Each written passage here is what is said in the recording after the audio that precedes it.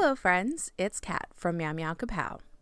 If life were an episode of Dragon Ball Z, this is where I would say previously on Meow Kapow and roll a dramatic highlights reel of parts 1 and 2 of this series. But we don't have time for that. Check out the iCard and the doobly-doo for more info on our journey thus far.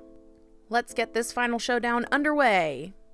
Given that I've been specifically testing these brush pens for their usability with watercolor, it seemed pretty obvious I should paint something.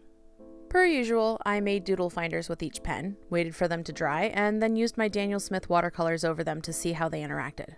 Oh, and I used Canson Montval watercolor paper for this.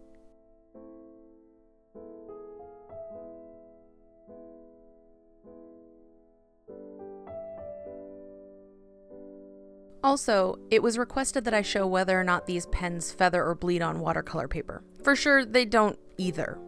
Each pen has its own unique texture along the edges of the line they make, but that's partly due to being used on a cold-pressed paper and partly because I intentionally used these pens exactly how I would in real life, which is not especially delicately.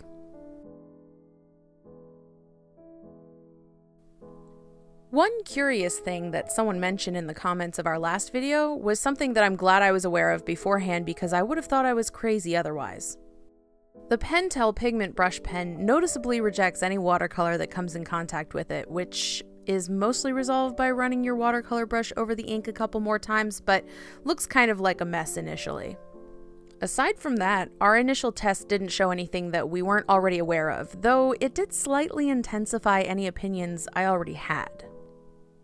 For instance, I mentioned in the first video that the Lichten pen's long, thin tip made it a bit difficult to control. And after having tried 12 different brush pens in a row, I can confirm that its flimsy point is still difficult to control. Also, having 3 different pens with the Pigma set does technically mean that you can make any line width you could dream of, but it's also kind of a pain to switch between the 3 pens, especially because it's not immediately obvious which one is which. The extreme firmness of their points also makes it a bit difficult to judge exactly how much pressure you need to get what you want done, and each individual brush only has a so-so line variety on its own. Both the Pigma and Lichten have already been eliminated from the running early as the champion of this fight, but I'll still put them through the full gamut of tests for those of you curious.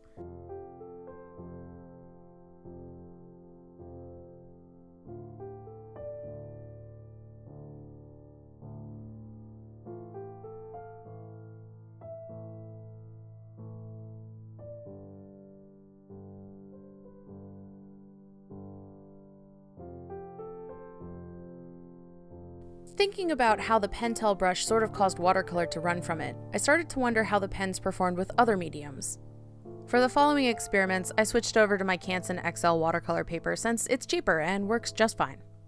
I decided to do a couple extra quick tests to see how they work with watercolor and gouache, both being applied on top of those mediums as well as having those mediums applied on top of the pen. Unsurprisingly, they all performed as normal on top of both watercolor and gouache, but the Pentel brush mildly rejected both watercolor and gouache being placed on top of them. Also, the Zig Mangaka brush smudged when watercolor was put on top of it. I only waited 5 minutes after applying the ink before doing these tests, so that tells me that the Zig ink likely has a longer drying time than some of the other pens. How long, you may ask? Well, I did tests with each pen to determine their waterproof drying times. We already know their smudge-proof drying times from our last 2 videos, but it turns out that 3 of the 4 pens are completely waterproof within 1 minute of application. It took the Zig Mangaka No. 24 brush pen 12 minutes to completely dry and be absolutely waterproof.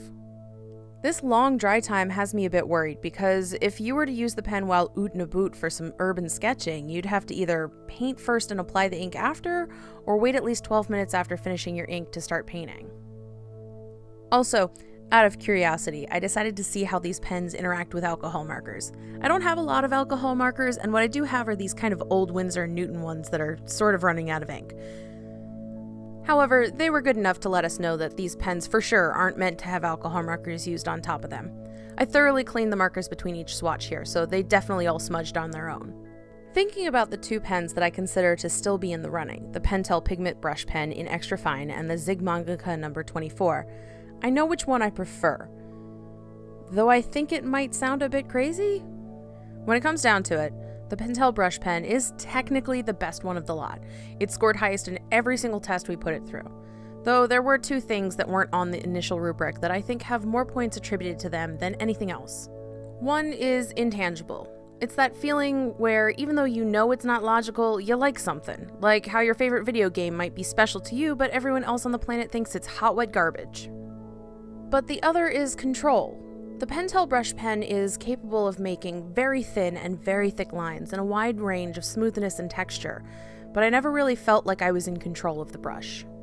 Its super long, super thin point meant that I would occasionally have the tip flick out in a direction I wasn't expecting, and there would be just a tiny moment of frustration despite each line still looking great. I tried to use this little test to show what I meant, but of course, this technically superior brush still produced great results. I'm telling you though, in your hand it does feel a little like a wild card.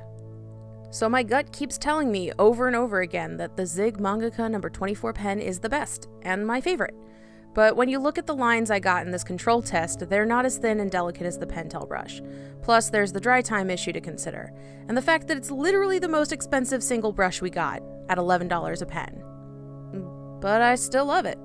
I prefer the matte finish of its ink to the slightly glistening finish of the Pentel pen, especially for filling larger areas. I think the ink flows a bit smoother from the tip and glides across the paper in a satisfying way. Plus, it doesn't reject watercolor being put on top of it, and that was kind of the whole point of this series, finding the best pre-manufactured brush pen for use with watercolors. Let's be clear here though, the Pentel brush is technically better. I just don't love it as much.